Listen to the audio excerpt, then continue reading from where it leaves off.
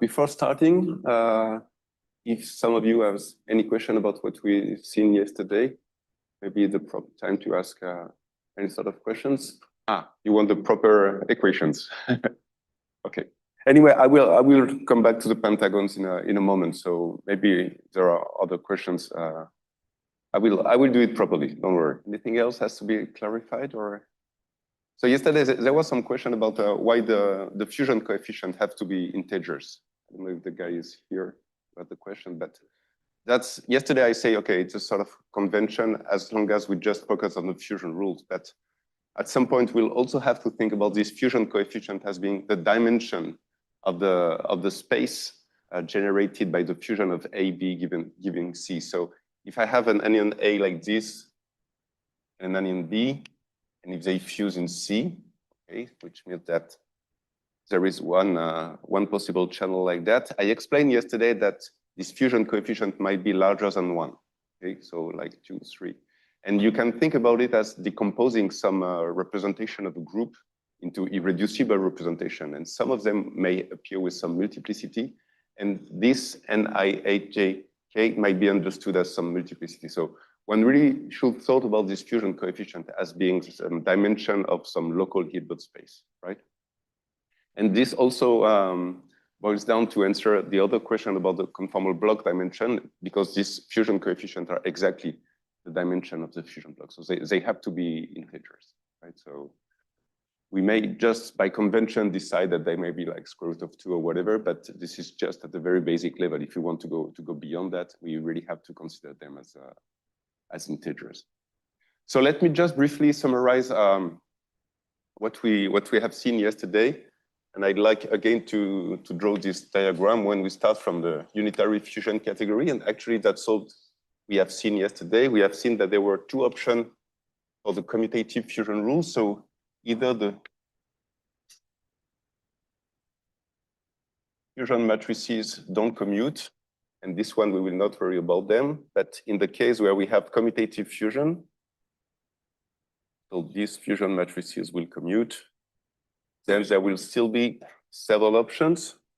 Either we have braiding, so this is what we will try to discuss today, or no braiding.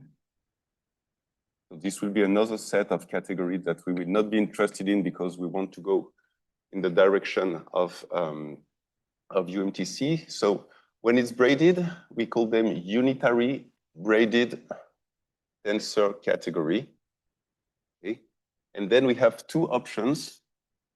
Either the braiding is degenerate, and again, I will explain what it means in this lecture.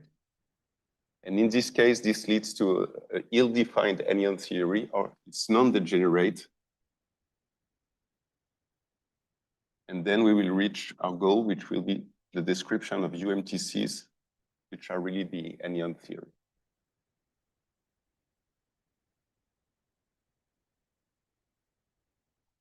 Okay. So far yesterday, we essentially focus on this box. And now the goal today will be to go to here. And just to remind you a couple of things that we have seen for UFC. So UFC, unitary fusion category, were essentially defined by objects, then fusion rules encoded in the fusion matrices. So NAs essentially, which will commute because we focus on these situations, and F symbols. And this is essentially where we stopped yesterday. Okay, so to make things clear about these F symbols, one should really think about them as a basis change, and they stems from the associativity of the fusion rules. Okay, so that's what we have seen. We have to require that the fusion rules are associative. So commutativity is an extra property that we need to go along this path. Okay. But in any case, we always need associativity of the fusion rules.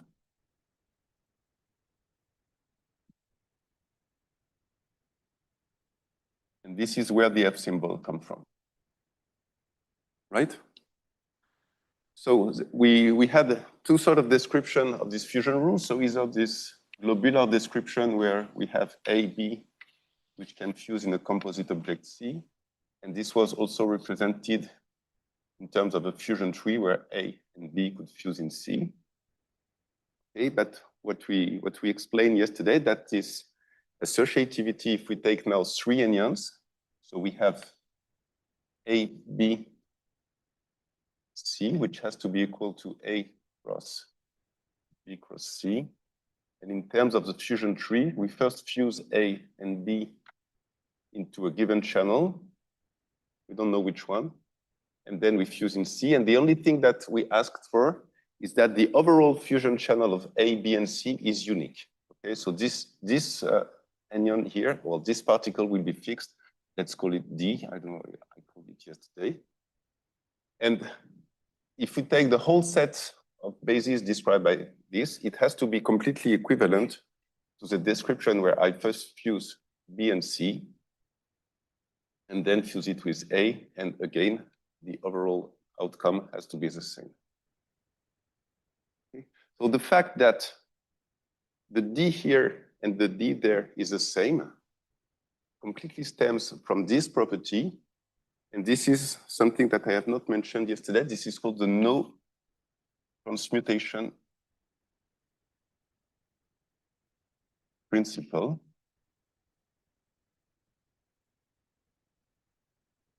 And it simply means that if I have three anyons, that's what I drew yesterday, so A, B, C. I don't know exactly how I want to describe the fusion. Do I want to first fuse A, B, and then fuse it with C? But all I know is that the overall property of this composite object of ABC, it does not depend on the choice whether I'll fuse first A, B, or B and C. Okay? So there will be also other way of understanding this important non-transmutation principle, but that's basically what it means. Right?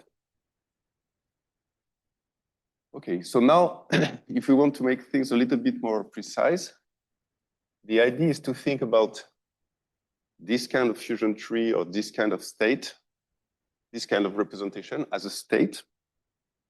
Okay, so now we will put all indices properly.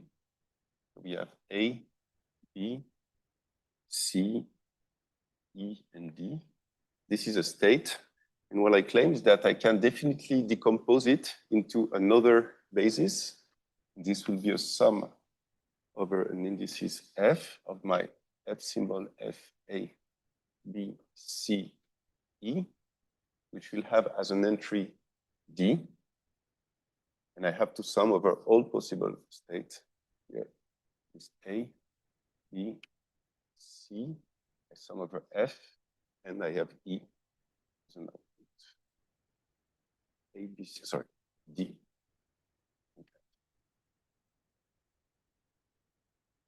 Okay, is that clear? Does it make sense? So it's really just like a basis change. Okay, so this is a state. I can describe it in this basis, or I can describe it in that basis.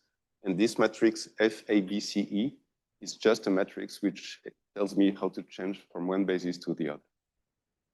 And so what we have seen yesterday is that these F matrices, to compute them properly, we have to solve this pentagon equation, which roughly can be written as follows. So we have FF equal a sum over FFF with all the proper indices that I've given yesterday. Okay, so these are the pentagons equation.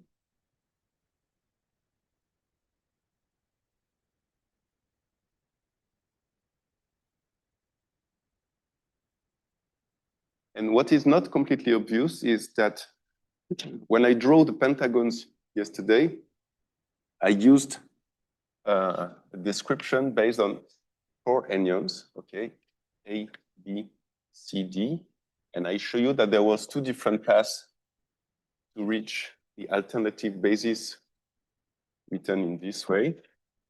It's A, B, C, D. But one may argue, okay, but here you only consider the case with 4 particles. why should I worry about that? Why not studying the case with more particles, like 5, 6? Do I get other solution of the F symbols or not? And the answer is that there is a very important theorem in this framework, which is known as the MacLane coherence theorem.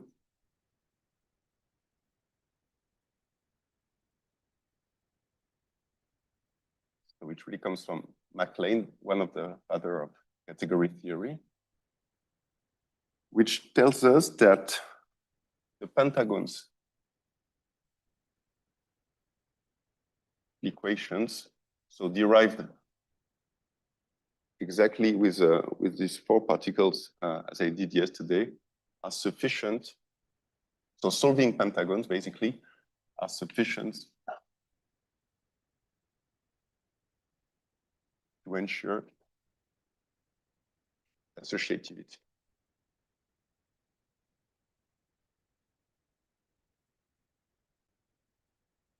Of the fusion.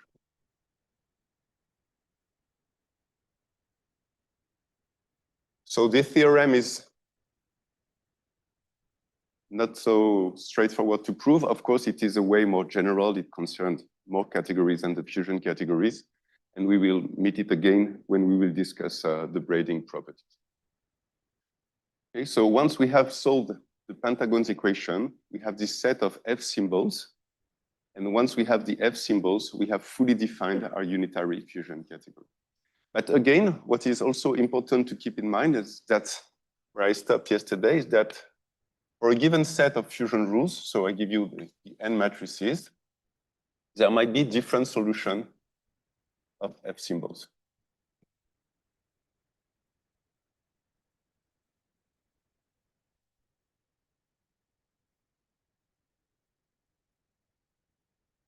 So this means that it's not sufficient to define a fusion category by giving me the fusion rules and the objects. I also need really the solution of the pentagon equation. So yesterday I gave you the simplest example of Z2 fusion rules with 2 objects.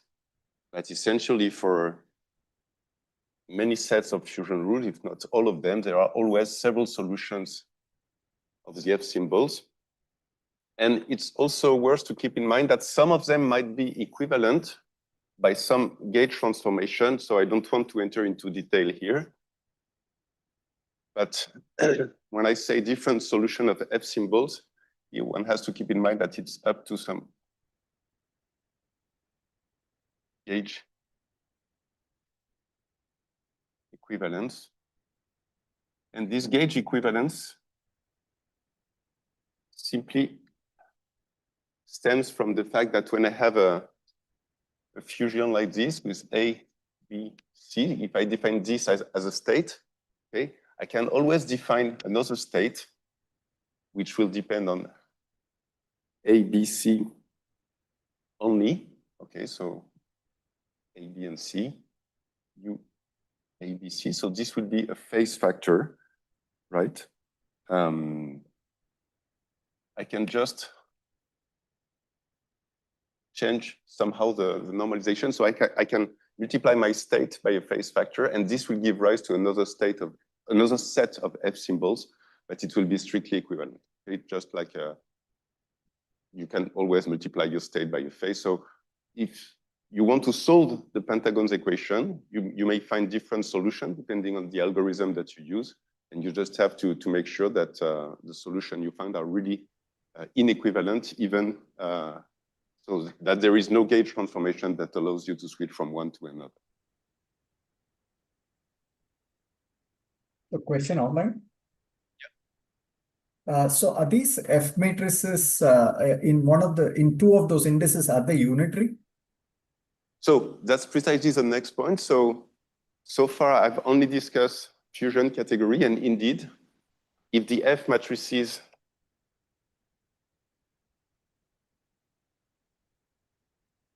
are unitary, and this is what we will need to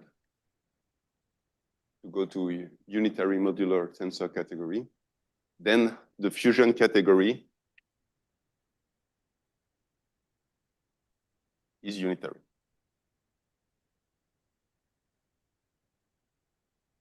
is a UFC.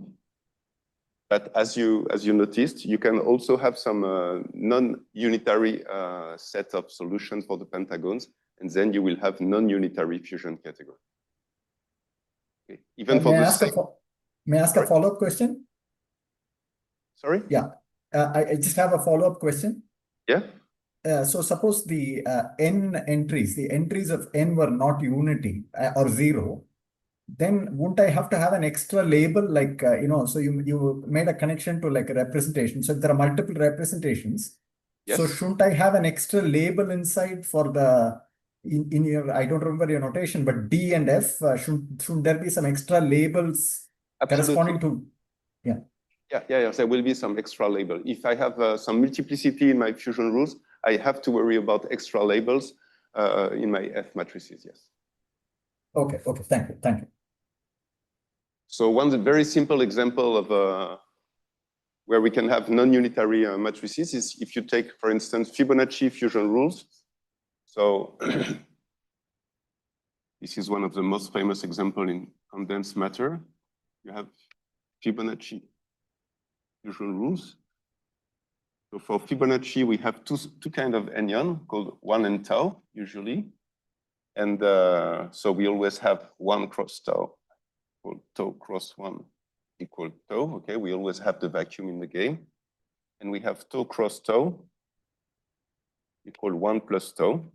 Okay, so it's a non-abelian theory. Okay, tau, when mixed with tau, can have several fusion outcomes, either the vacuum or tau itself. And in that case, there are two solutions of the pentagon's equation. One is unitary and will give rise to the, so there are two solutions.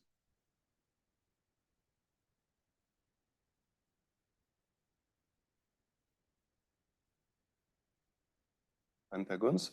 One will give rise to the Fibonacci theory, and the other one to Yang-Lee theory, which is non-unitary. So if some of you have some CFT background, of course, this will remind you a lot of things. But just to enter the question, of course, we can also have some non-unitary solutions to this set of equations.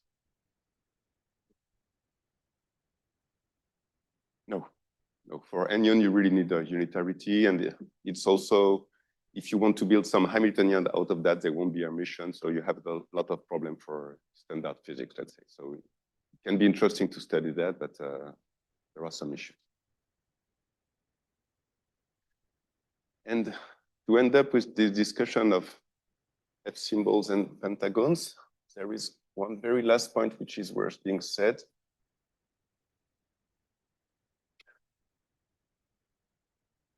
So let me try to phrase it properly. This is another important result by Okneanu. It is called the Okneanu rigidity theorem. And it tells us that there are finitely many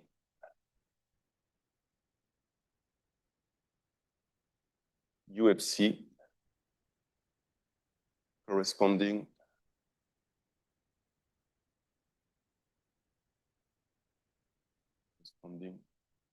to a given set of fusion rules.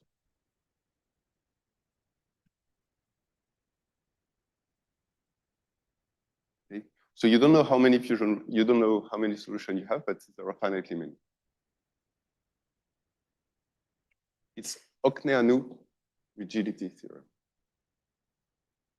It's Hungarian mathematician. But most of his papers are not published and not even written anywhere, so it's sometimes hard to find information about that.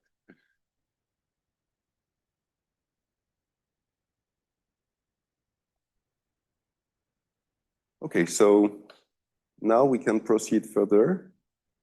And before that, I'd like to emphasize that already at this level, we can compute something which you have heard about these last days, which is a ground state degeneracy of a topological phase. So, of course, I told you, and this is what we will do in the following, that to have an Anyon theory, which was, for me, equivalent to a topologically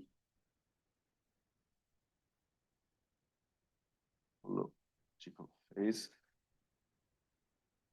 we need also all this braiding and everything. But if you're interested in the ground state property, and what means a ground state at this level, because of course I haven't given any Hamiltonian, it simply means that there will not be any non-trivial Anyon in the game. I would like everything to fuse into the vacuum. We can already compute this degeneracy, which will be purely topological using the fusion rules. That's what I want to do now. So what can we do?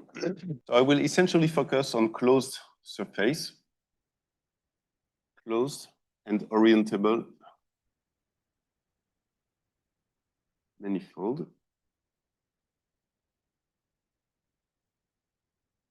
And let's start with the simplest one. So we consider the case where the genus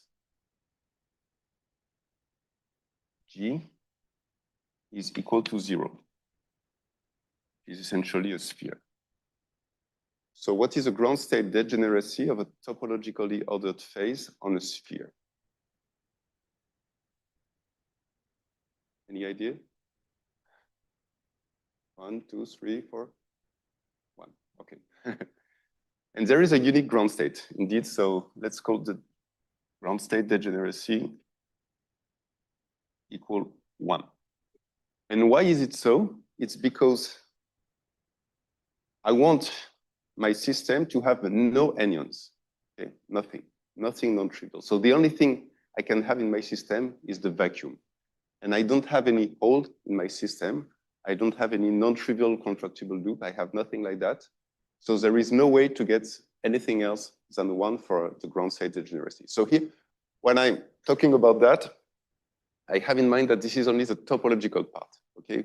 It might be that for a given Hamiltonian, you have topological and non-topological degeneracy coming from other sort of degrees of freedom.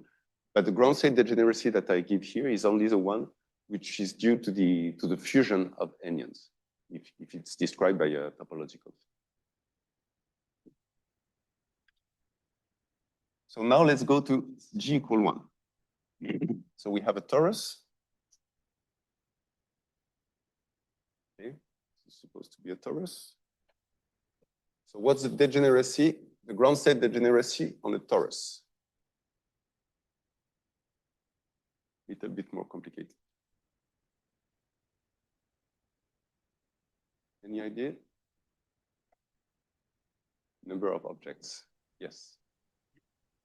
So ground state degeneracy is equal to the number of objects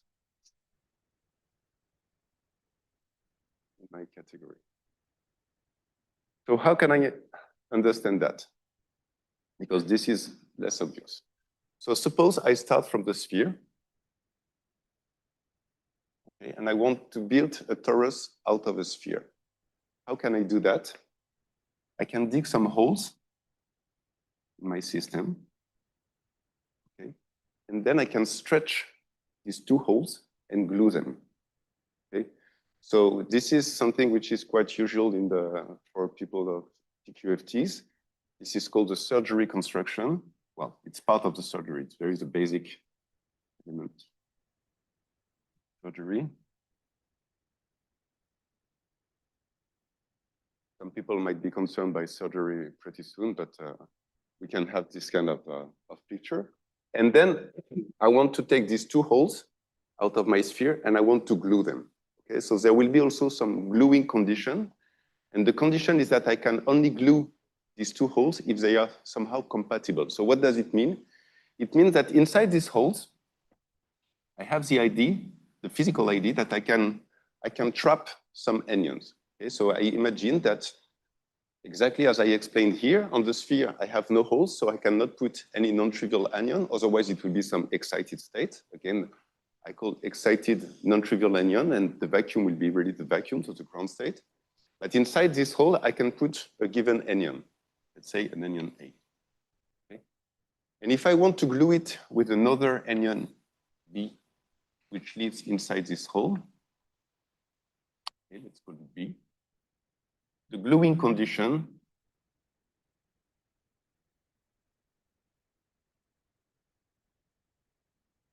is that A cross B must fuse to the vacuum. They may fuse also in other channel, but I'm only interested in the vacuum because at the end of the day, I don't want any excitation to live in my system. So I have to enforce this condition. Okay?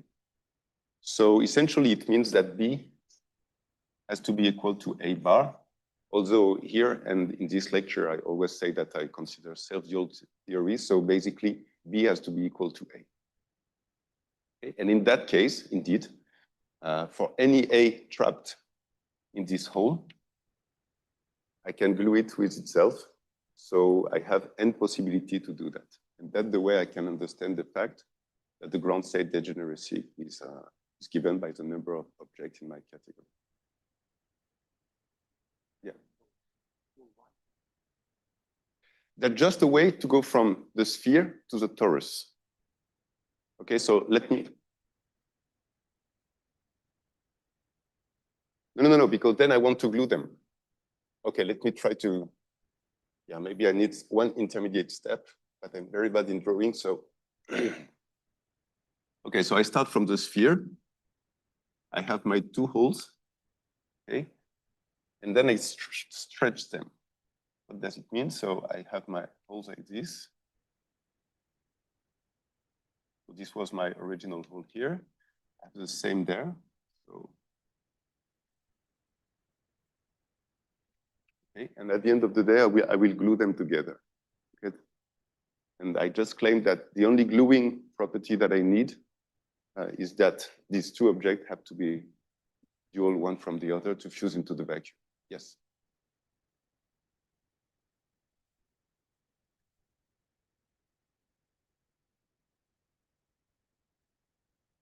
Yeah, well, I mean, I can do that for all objects A in my category. So for A, B, C, D, for any of them, I can glue it with its dual. Okay, and each object has a dual. So I can count them, and it's given by the number of objects. Yes, I have in mind that, I don't know what is your favorite model, but take, for instance, you can think about the recode if you're from ConMat or even fractional quantum Hall effect. You can have some excitations living inside the hole, okay, inside a given region. But at the end of the day, since you want your system to be into the vacuum, you have to get rid of this hole. So the only way to do it is to have another hole and to glue them together. And then you are led to a torus, and that's exactly what I tried to explain here. So if A and B would fuse to a different, so if A and A bar would fuse to another channel, okay, then it means that I will have an excitation in my system, a non-trivial object, okay? And in that case, it will not be a ground state. Sorry? Question online? Question online? Yeah. So suppose in one of the holes, I had two of these, right? So let's say A and B and the other one C and D. Yes. Can I construct, can I see that that does not give me any extra condition and that I'll get only these? Yeah, you can, because if you have A and B inside the hole, you have to give me an extra information is what is a fusion channel of A and B. And at the end of the day, you will have a unique Anyon. Oh, I see. Okay, got it. Thank you. Yeah.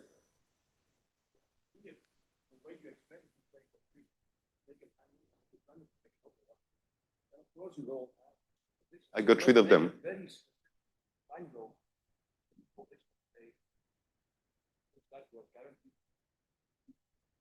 Yes. If you wish, but at the end of the day, I just have the vacuum, so I'm back to the ground state.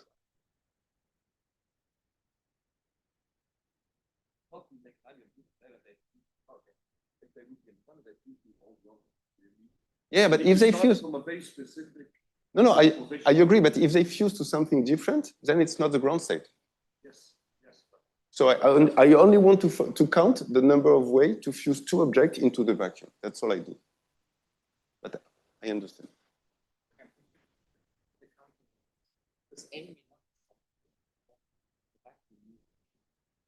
Yeah, but if you just have to count the number of A's, because A bar, for each A you have a unique A bar, and the other way around. No? No, just take, well, you can take, I don't know, you can take your Z3 fusion rules. So it's non-self-dual. You have 3 Anyon, 1 omega, and omega bar. I claim that I can put 1 or omega bar in these holes. And for each of them, I will have its dual over there. Yes, yeah, exactly.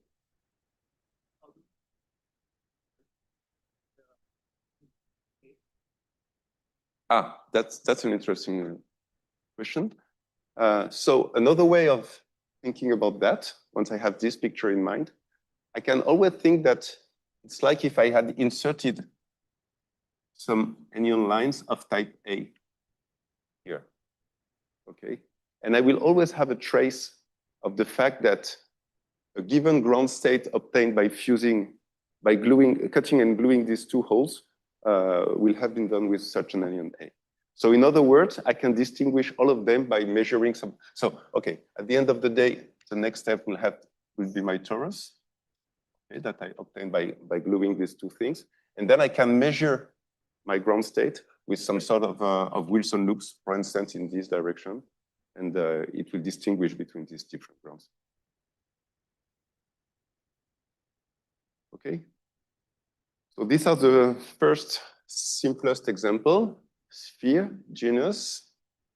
Now what happens if we go to higher genus surface? And of course, here I focused on the closed manifold and orientable. There are many other results when it's non-orientable, when it's not closed. I could give you references for people who are interested in that. But now let me try to see what happens for G equal 2. And then I will give you the general formula. So what is the ground state degeneracy for a genus 2 surface?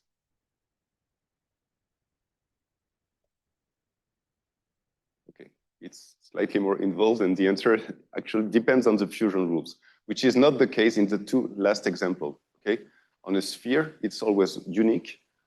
On a torus, it's a number of objects, so it does not depend on the fusion rules. Okay, so for instance, Z2 fusion and Fibonacci fusion rules will have the same ground state degeneracy on a torus, which will be 2. There are only 2 objects. But now if I want to go to larger genus, the result depends on the fusion rules. So how can I see that? So I will do a slightly different construction to prove that. So now suppose that my genus 2 surface is built like this.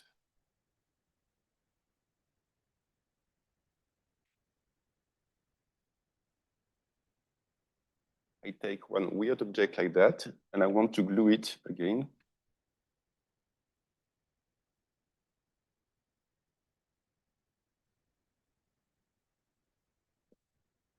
With its counterpart.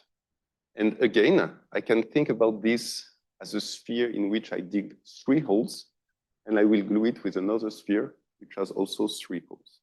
Okay, so this kind of diagram can also be represented like that in the literature. And they are known as a Pence diagram. This is Pence diagram. And you can build any genus surface with G larger or equal to 2 by gluing such Pence diagram. It's always possible to do that. Okay. So again, the condition will be the following. If I have an Anyon A, which is here, an Anyon B, which is here, an Anyon C, which is here, I will have to glue them with the same, with its dual in the other objects here. And the only thing that I will ask is that A, B, and C at the end of the day fuses to the vacuum. Okay, and that's why now fusion came into the game, which was not the case for the torus. So in this case, and this will be also true for larger genus surface, the ground state degeneracy depends on the genus. Well, it depends, sorry, on the fusion rules.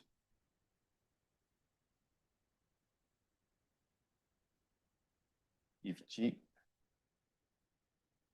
is larger or equal to 2. And the result is the following. It's a very simple expression of the ground state degeneracy is given by a sum over all anyons of dA over capital D to the power 2 minus 2G.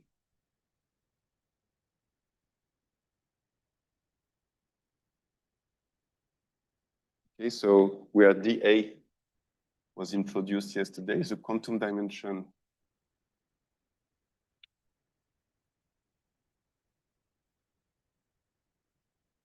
of A, and capital D is the total quantum dimension, so it was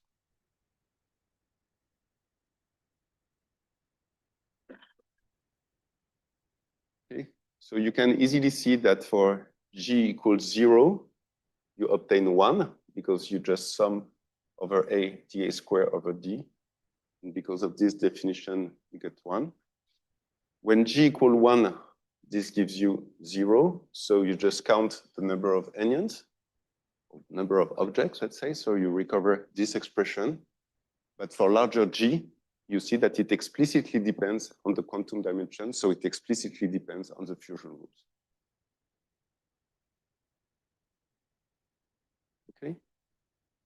So that's a very important result, which is sometimes completely overlooked in the literature. And well, this is known since many years. This was derived actually in this famous paper by Verlinde in the late 90s. I think it's 1908. And also by Moore and Seiberg 1 year after. So it was in a completely different framework. It was TQFTs. For us and today, for topological phases of matter, that's really the way to understand. Okay. Yeah. No, it's not straightforward, especially because the quantum dimension can be non-integer. It can be rational numbers, but it is an integer for any G and for any UFC, basically. And the very nice thing is that this result, it does not depend on the Hamiltonian. Okay. So if you have a topological phase where you have only your anyons as excitation, again, of course, if you couple it to something different, this will only be the topological degeneracy. This result is completely universal. Okay. So yes.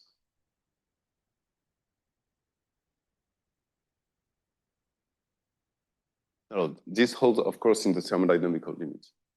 Of course.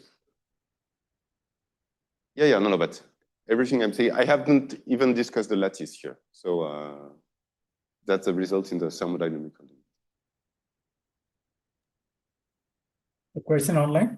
Yeah. Yeah, so this condition that the ground state degeneracy has to be an integer, does that force some constraint on the DAs? Or is it... I think the fact that the ground state... For any G, it has to be integer, right? Yes. Yes, so basically it tells us that the DAs, they have to be rational numbers. They have to be, algebraic numbers. Okay, and this is kind of clear because the DAs, they are solutions of dA times dB equals sum over C of n ABC DC. Okay, yeah, like sort of 1D representation of the fusion rules. So they are solution of algebraic equations. Okay, got it. Thanks. But that's essentially the only constraint. I have a slightly opposite question. So suppose I fix G and I fix the ground state degeneracy to be some integer. Yes. What kind of constraints does it put on the fusion categories? So you want to fix G and the ground state degeneracy? Yes. And I want to ask if that fixes some constraints on the kind of fusion categories So it's sort of clear, but this is already true for G equal 1, that you have different category which have the same ground state degeneracy. Maybe not G equal to 1, but even for G equal to 2, you will be able, for a fixed G, you will be able to find different category which have the same ground state degeneracy. But this will likely not be true for arbitrary G, okay? So you will be able to distinguish between them if you are able to change the genus of your surface, basically. And that's important because take, for instance, two category, like what maybe you're used to. Yeah, you take double semion and enterical, basically. These are two different categories. But in this case, for all the genus, you will get the same degeneracy. Okay, because these two categories are abelian. So all dA is equal to 1. They have a total quantum dimension, which is 2.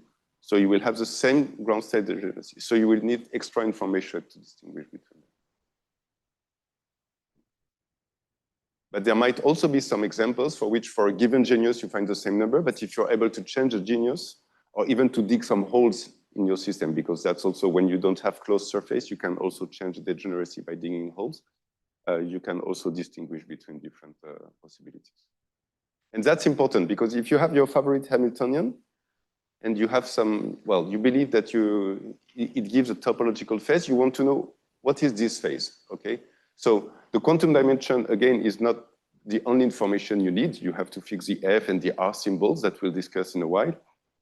But this already allows you to distinguish between different possibilities, okay? So for instance, I know that for the moment, there are still some debate about the spin 1 KITIF model, KITIF honeycomb model. Nobody knows exactly what the topological phase at the isotropic point for spin 1, because it's not exactly solvable anymore. There are several candidates. And if there are some sufficiently precise numerics that tells us that the ground state degeneracy, for instance, on the torus is a given number, so let's say 6 or 12, because these are the two candidates, then we can at least get rid of one of the possible scenarios. Yeah.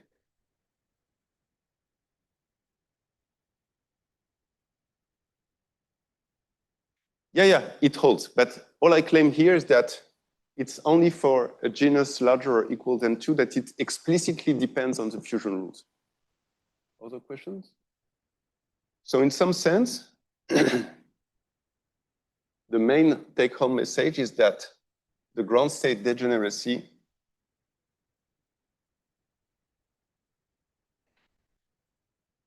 on a genus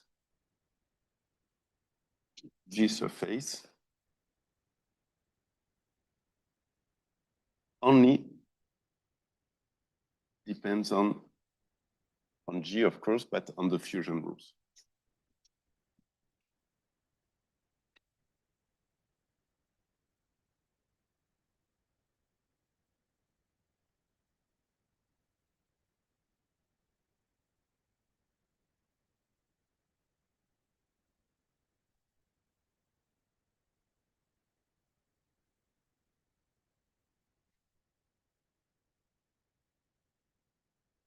So there are other quantities, of course. You can think about the topological entanglement entropy that we have seen yesterday. This quantity, it only depends on the total quantum dimension. Okay, so it's not a very, well, it's an interesting quantity, of course, but it doesn't tell you a lot of things about the possible phases that you have, because you have several categories which have the same total quantum dimension. And for instance, if you take Ising category or toric code category, both of them have a total quantum dimension, which is 2. So if you just compute the topological entropy, you may even have a topological phase transition between these two phases, but the topological entropy will be completely insensitive to it. Whereas, again, if you take the KITIF honeycomb model, So well, we'll not enter into detail, but some of you who might know this this phase diagram where we have the gapped phase, which is described by a toric phase here, and a gapless phase that we can gap with a 3-spin term, which will be an Ising phase. So Ising will have 3 anyons. That's one of the example I gave yesterday. Toric will have 4 anyons.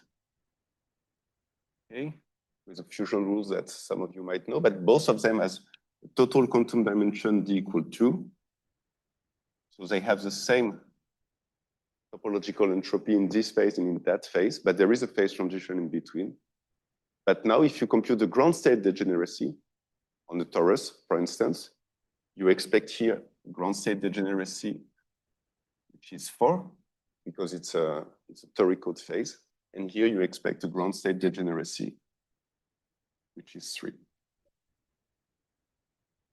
And again, in the thermodynamical limit, because that's the main problem. If this degeneracy will show up for a very small system, it will be very easy because you could just diagonalize a 2x2 system or whatever you wish, and you will see it.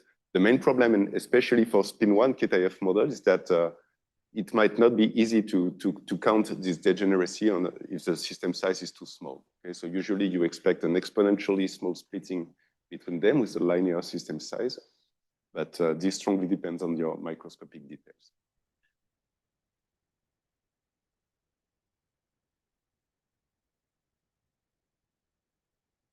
Okay, so this degeneracy, of course, for some model can be really big. Maybe some of you are aware about this. I just want to give you this example because one may have in mind that the fusion rules might not be that dramatic for the ground state degeneracy, but there is an example which is known as the Hagerup category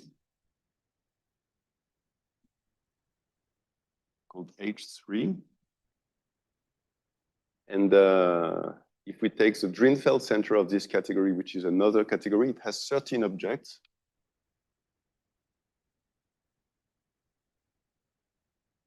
Okay, and if you count the ground state degeneracy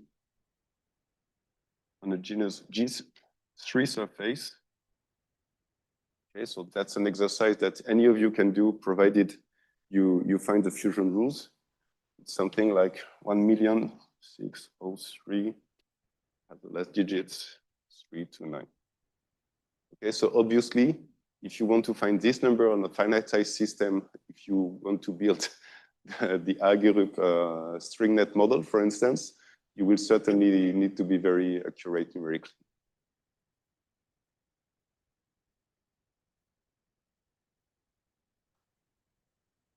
Okay, so this was the ground state degeneracy. Now we can try to go one step beyond, and then I promise I will start by braiding my objects. We can also ask what is the degeneracy of the excited state.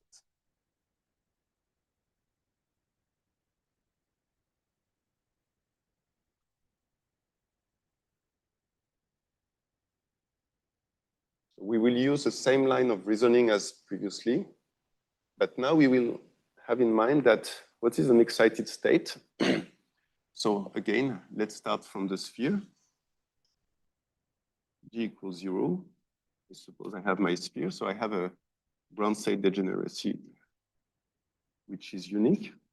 And then I just imagine that an excitation, as I explained previously, will live in a hole.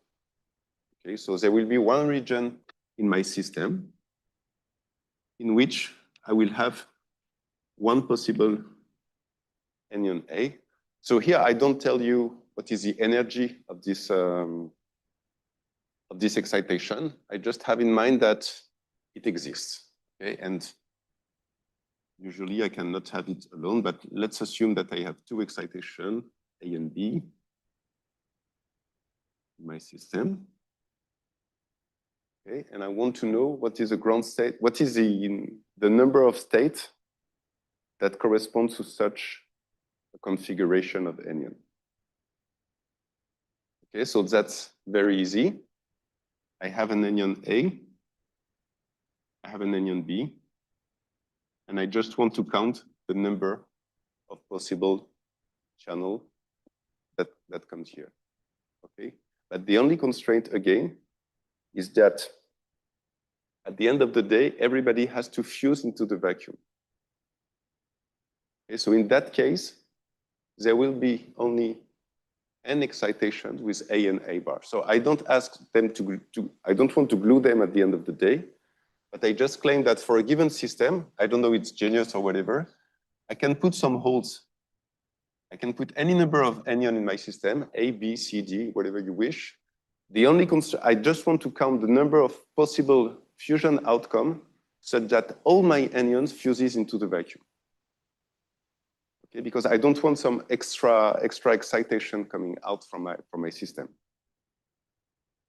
Okay, so one way to count this is that suppose I have a system with A, B, C, D, whatever. All I want to count is the number of fusion trees like this on my sphere. And I ask that all these objects fuses into the vacuum. Okay, so all I want to say is that on a sphere, all I have to do is to count the number of fusion trees of that kind.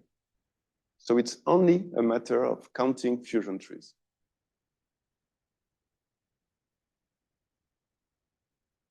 Okay.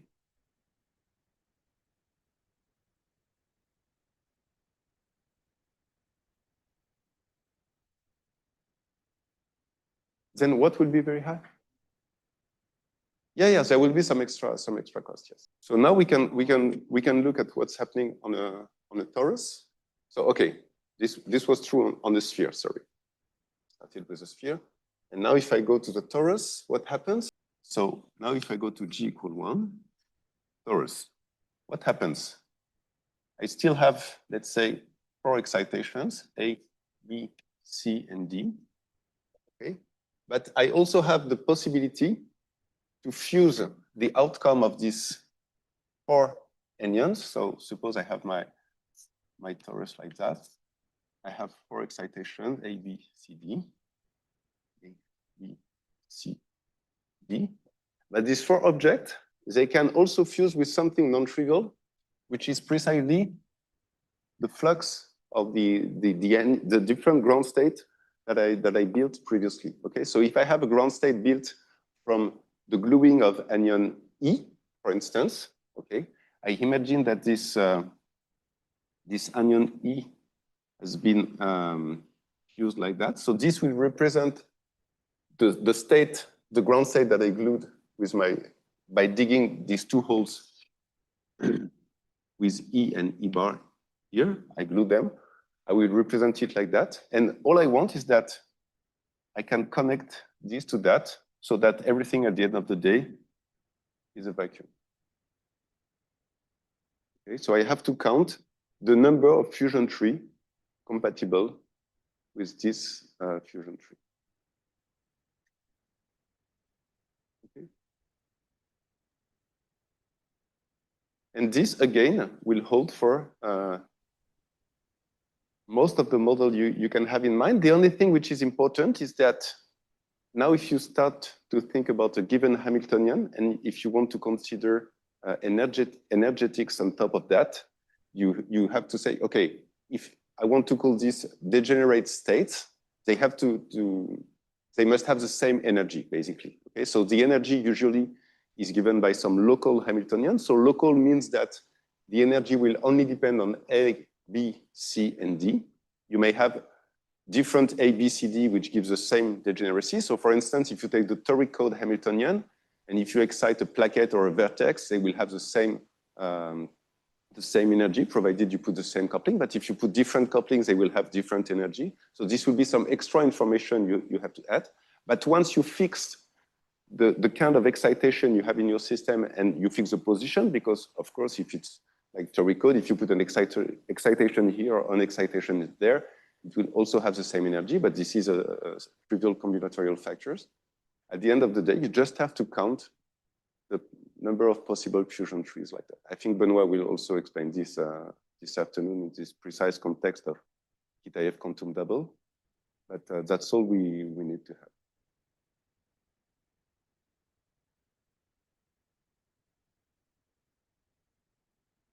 you have the topological degeneracy corresponding to the 4 anyons you have in the game.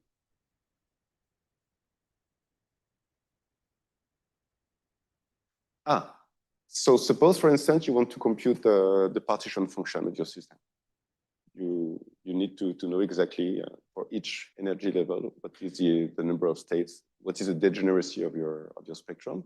If you want to compare it with some numerics, if you want to, well, there might be several motivations for computing degeneracies, but that's basically what we have in mind and what we use for string nets to compute the exact partition function of string nets for arbitrary fusion category. Yeah, it is robust. Yeah, absolutely.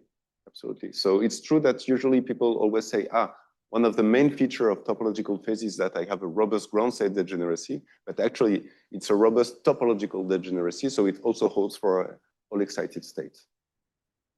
Okay. So some of them might be splitted with some local observable, but these are non-topological degeneracy. All I'm discussing here is really the topological degeneracy, topological.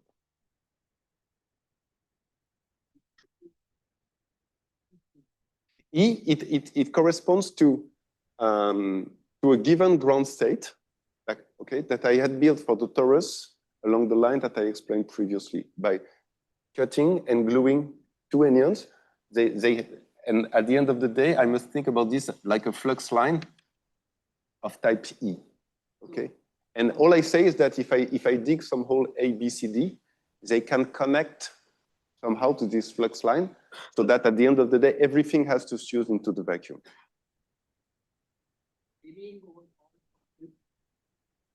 Yes, you just count the number of such fusion tree, and the only thing that you fixed is A, B, C, and D. Okay, but now if you want to specify your topological sector given by a given ground state, you can also fix E, and you have to count the number of possible fusion trees. Okay, so here you directly see that depending on your fusion rules, you can have different indices here and there. And some might be allowed, some might not, but that's it. Okay. No, we can put any number of anyons.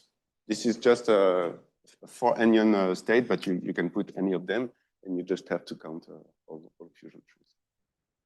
Okay, and as I was explaining, there might be several A, B, C, D which have the same energy, but this will depend precisely on the microscopic detail of my hand. So I cannot give you a general formula in that case because it will precisely depend on the fusion rules.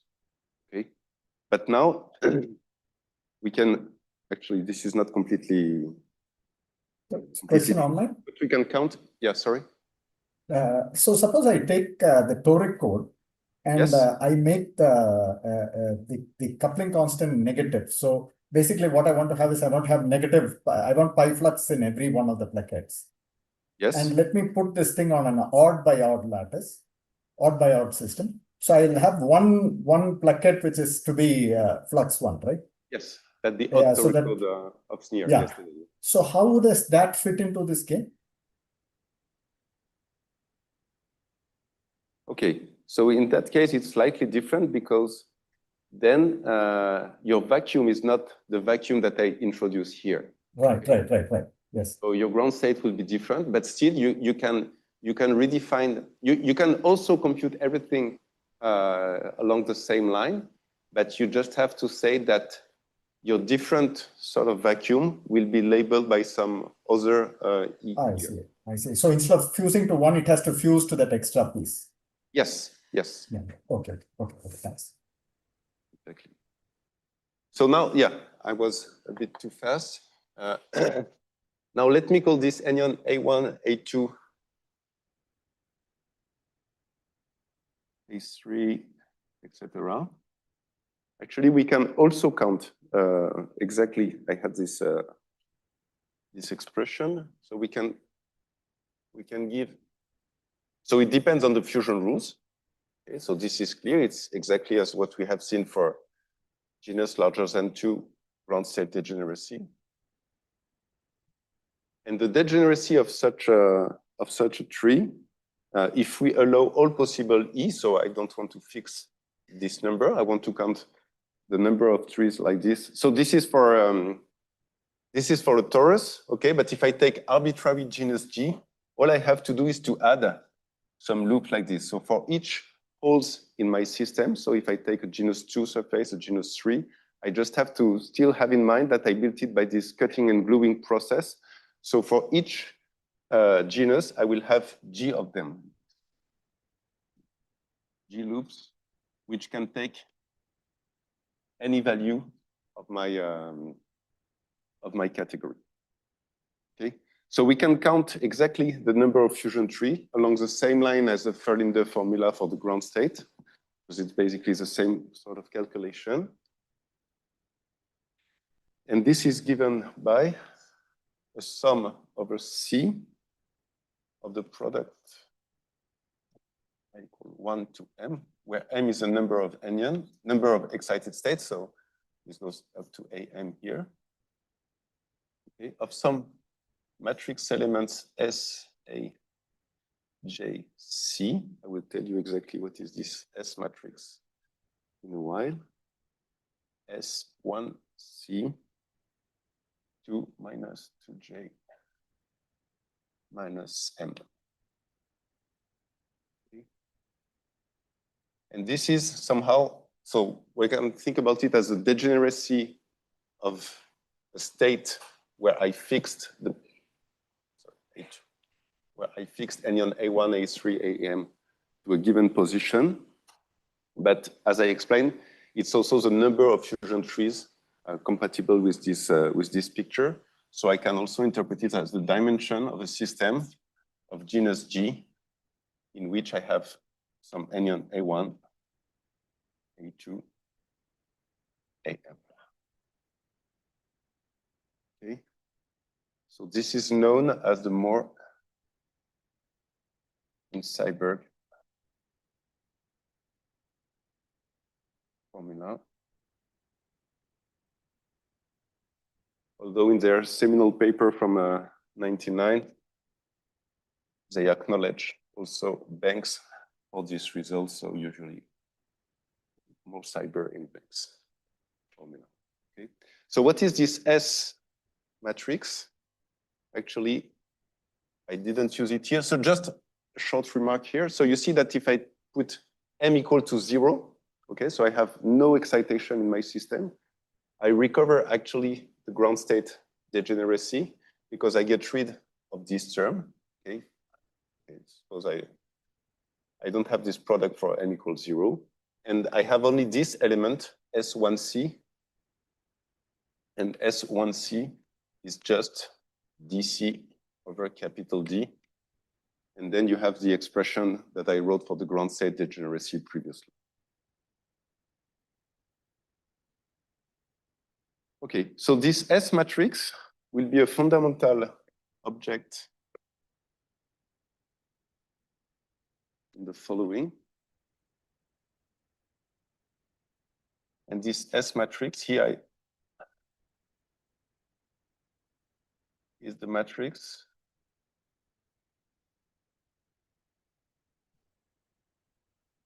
that diagonalizes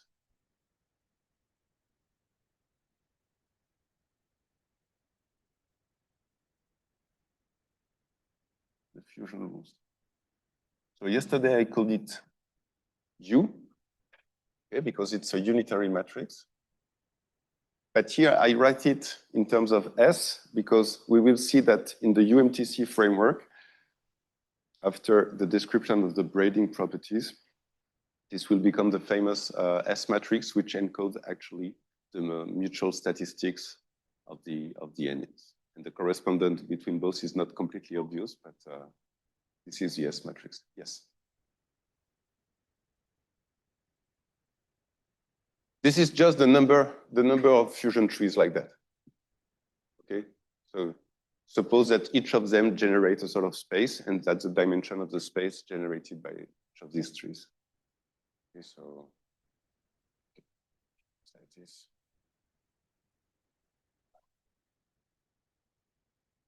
Fusion trees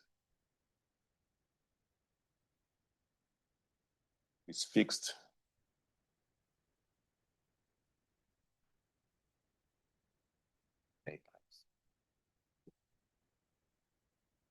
Okay, so if I have no AIs, I recover the ground state. I have no excitation in the game.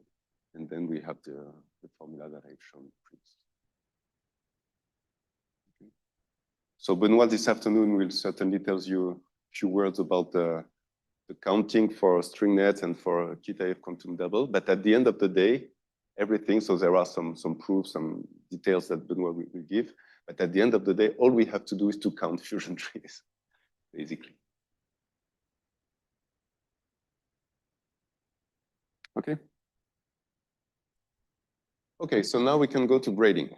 So it's really the most important message of today's talk is that for all physics purposes like counting ground state degeneracy, excitation degeneracy, topological degeneracy, whatever you wish, the only important thing is really the fusion rules of the topological phase that you consider. Only fusion matters. Right. So now we want some more structure. So we have seen almost everything one could say about the unitary fusion category. And now we want to add some braiding property, because at the end of the day, we want to deal with Anyon. And as I explained yesterday, Anyons essentially means that we have non-trivial exchange statistics between my object. So we have to start entering into the field of braiding. So everything I've said so far, you've seen in this fusion tree picture. This was always what we call usually planar diagram. So you could see in Steve's book that I advertised yesterday, everything is completely planar. I can put my my fusion tree in the plane. But now, since we want to discuss braiding, we'll have to deal with non-planar diagram.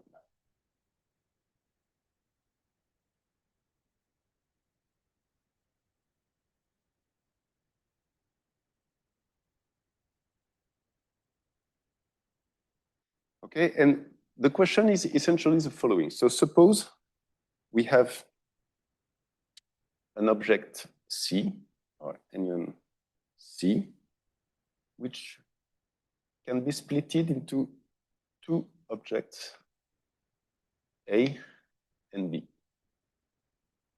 Okay, so this can only occur if A and B can fuse in C. It also means that C can spontaneously split into two objects. So suppose I have a C and I have A and B. Okay, and now I want to braid my object A with my object B. Okay, so I can have under or over crossing, two types of crossing. And I want to know how this kind of diagram compares with this kind of diagram. B. Okay. So basically, I want to know what happens if I take this object and if I just twist it either in this direction or in that direction. Okay. And these two things are related by a matrix, which is called the R matrix, which depends on indices ABC. Try to keep the notation safe. Okay.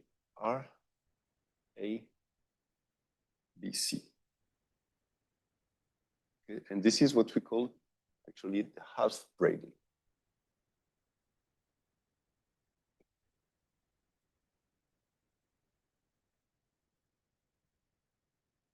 Sorry? No. No. It can be different.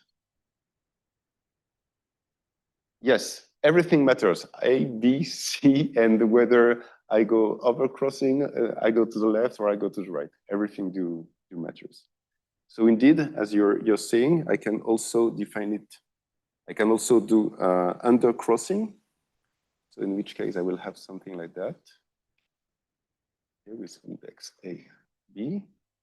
And I want to compare this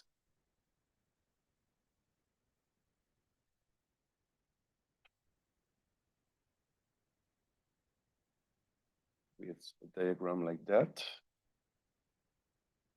And A, C. And in this case, this will be given by R, C, A, B minus 1. So these two things might or not be the same.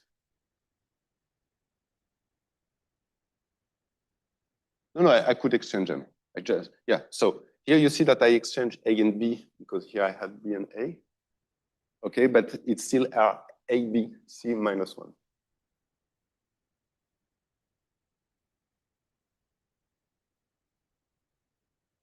Okay, and now if I want to have the full braiding, I have to do it twice. So what will be the full braiding?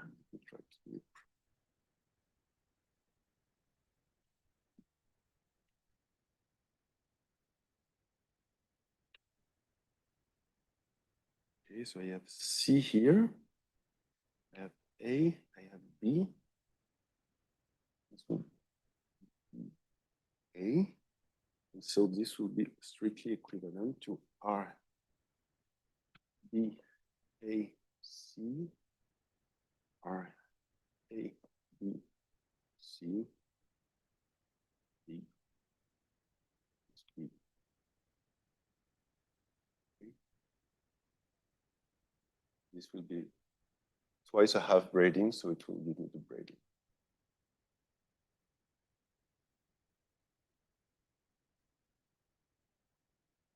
Okay, so these R matrices will be some important quantities in the following, and they will describe the braiding of my objects in my category.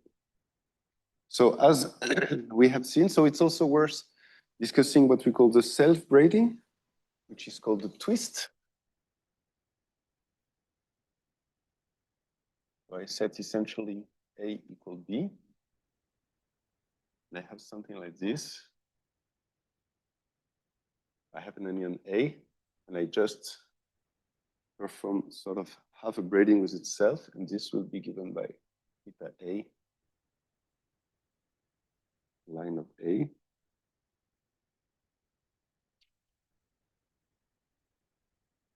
And you can show, takes, yeah, a little bit running out of time. So let me just give you the results, because theta A can be expressed in terms of the R as well. So theta A, so the twist is equal to a sum over C of dC over dA R C A. So the proof is a bit long, but believe me, that's the results. Okay, so now the question is, how can I compute these R symbols? Okay.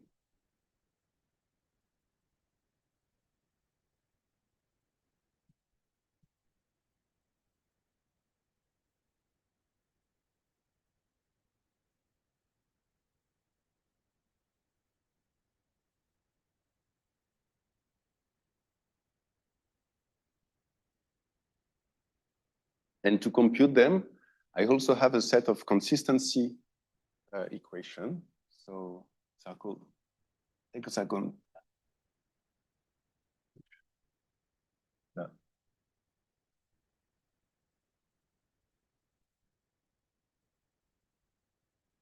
Equation. So it's a bit more complicated than the Pentagon's equation, but it's based on the same idea. So suppose I start from an onion D here. Okay. I do something like that. And then out of that, I have these things and that things. Okay, so I have A, B, C, E, and D. I have some label like that. And I want to transform this diagram by using some R moves, so some deformation from non-planar to planar diagram using these R symbols. And I want to reach another set of state, which is written like this, with C, A, B, D, and okay, so essentially what I want to do is to untwist this diagram. Okay. So there are two different paths.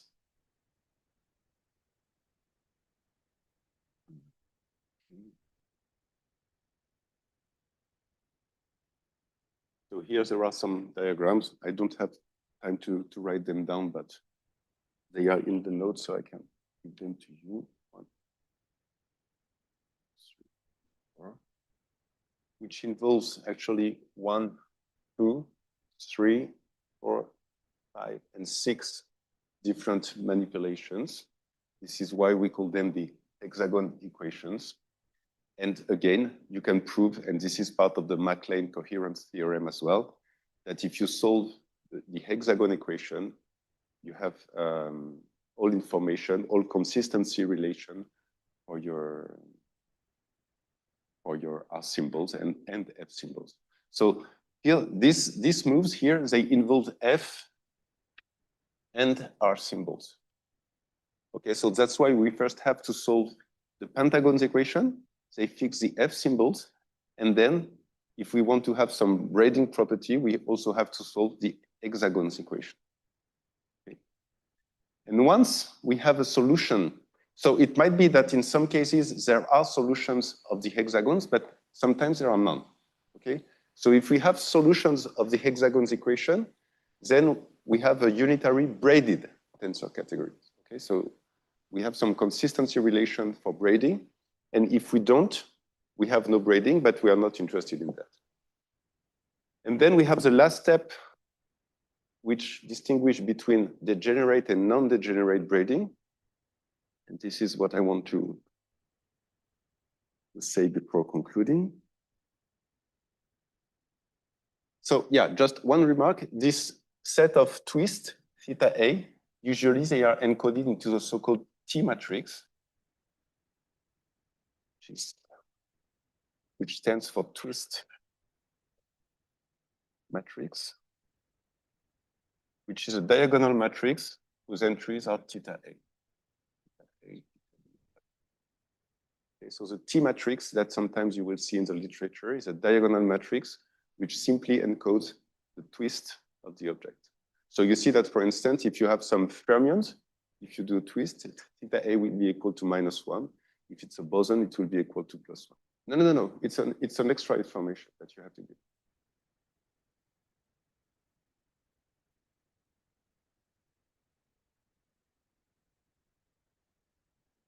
Oh, no. There is no braiding in this case because I just have a line and I want to connect it with itself. There is no braiding. I haven't done any twist in the game.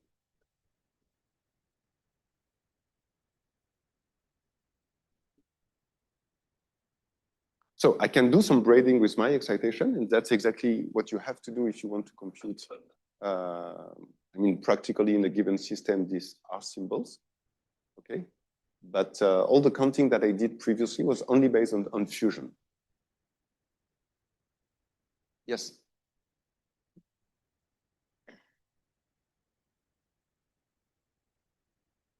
F symbols, then do you have multiple solutions for R from these hexagon equations? Yes. Okay. You can have, so that's why it's really sort of a hierarchy. So you start from the fusion rules, and then you need to solve the pentagons equation. You can have different solutions of the F symbols. For each solution of the F symbol, you may still have several solutions of the R symbols. Indeed. And then among them, some of them will have a nice property. So just want to keep that. And there is a last diagram that I'd like to sketch now, which is a definition of the S matrix that I told you about previously. So the matrix element SAB is also defined by this diagram. I just want to make sure not to miss its over under crossing to be coherent. So it's defined by 1 over the total quantum dimension, but this is a normalization. And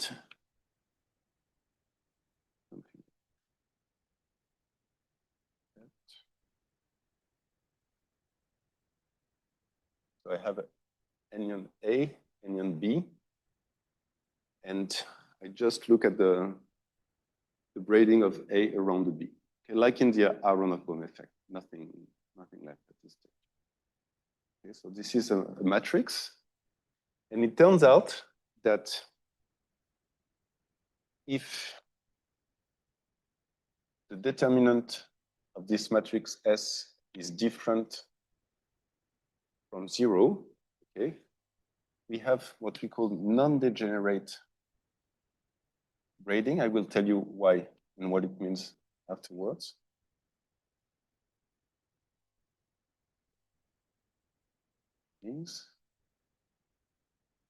So again, this SAB can be written in terms of the R symbols. Okay, so SAB is equal to 1 over capital D, sum over C of R, B, A, C, R, A, B, C, DC. Okay. So you solve your pentagons, you solve your hexagons, then you can compute the S matrix, you can compute the T matrix. Okay. And if this S matrix has a non-vanishing determinant, okay, then we have a completely well-defined Anyon theory. And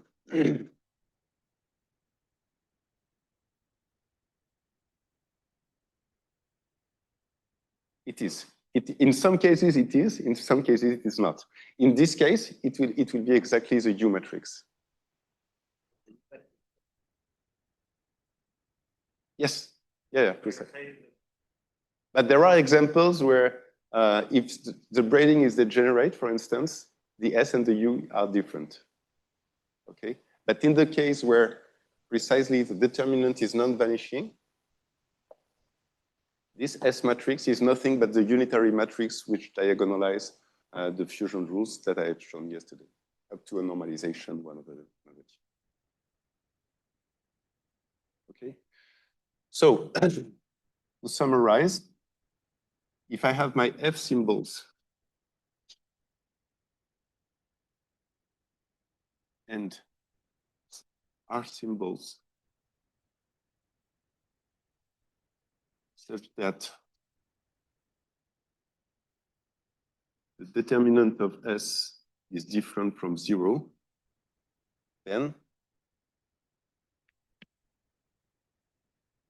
I have the UFC is braided and non-degenerate in some sense. I will just comment on that right after. Generate. And it becomes a unitary modular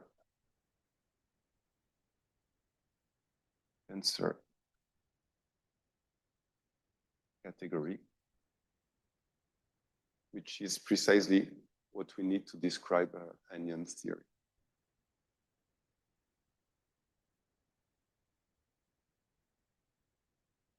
Okay.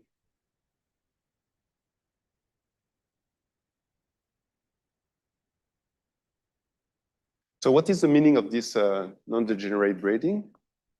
So as I have shown, we have SAB, which essentially encodes thing. First,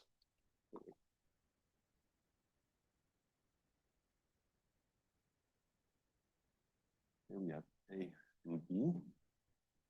And what does it mean to have non-degenerate braiding? It means that if I can distinguish, if I can braid any Anyon A around any Anyon B, there is no ambiguity in the definition of who is A and who is B. Okay?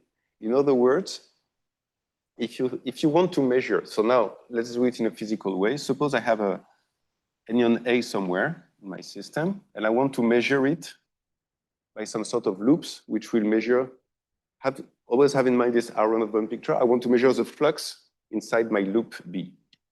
Okay, And all I have is the entire set of B to probe the value of A. Okay, so that's exactly what we do here. We have an A. Okay, here I closed it like this, but we don't care about that. And I measure it with some closed loop of B. Okay, the meaning of non-degenerate, and that's precisely why you want it in an Anyon theory, is that if I want to measure my flux A, I can use all sets of B loops, closed loop. It will give me a result, and this will uniquely define the value of A. Okay, because if it would not be unique, it would mean that there will be several combinations of A and B, which will lead to the same result, and this would be not compatible with the fact that the determinant of my matrix is 0. In other words, I can express one Anyon as a sort of linear combination of the other, and then my S matrix will not be invertible. And this is precisely what you don't want for a well-defined Anyon theory. You want them to be clearly identified in your system. Yes, sir.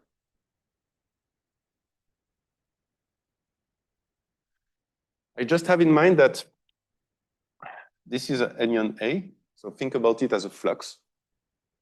It can take several colors. Just think about a flux tube, if you wish.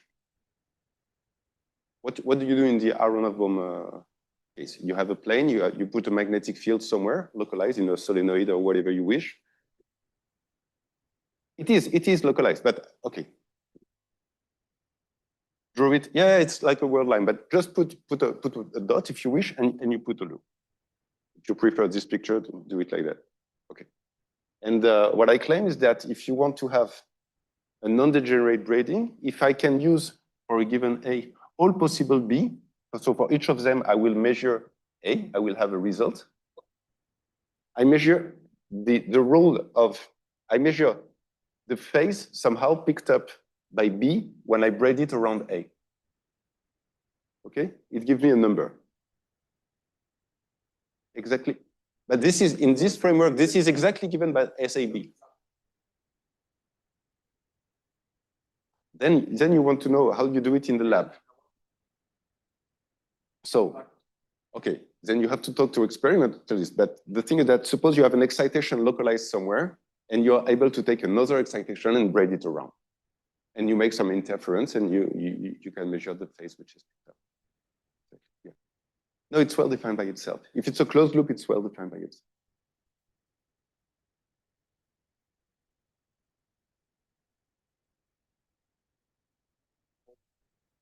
Yes, you have a set of results, and you can say that inside you have the Anyon A. Okay. Yes, you can be able. So actually, what you can even do is to make a linear combination of loops, which is a projector onto the Anyon A. You can really project, and it will tell you whether you have an Anyon A here or not. Okay. And if it is degenerate, it means that you have similar processes which will give you the same result for different Anyon A.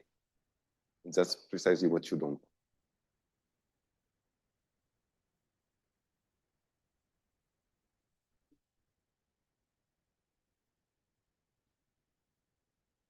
Yeah. That's what we started. So practically, I agree. It's definitely not easy to do. But that's the idea of this S matrix, and that's the meaning, at least that's the way I understand this non-degenerate braiding. It clearly means that if I can do it for all B's, I have a unique result, basically.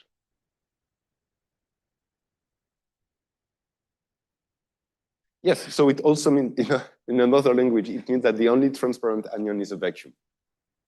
It also means that, yes.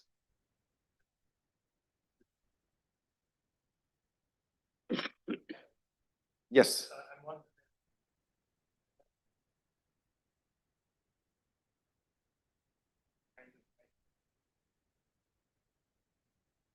It's not magic. You can prove it. I have the proof here. I could give it to you. It's a bit long, but the point is that if it is degenerate, okay, so if the determinant of S is non-zero, then it does not correspond to the unitary which diagonalized the fusion rules. This unitary, it still exists, okay?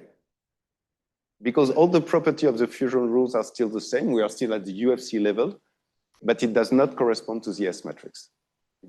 it's a different object. If it is, we can prove that both are completely equivalent.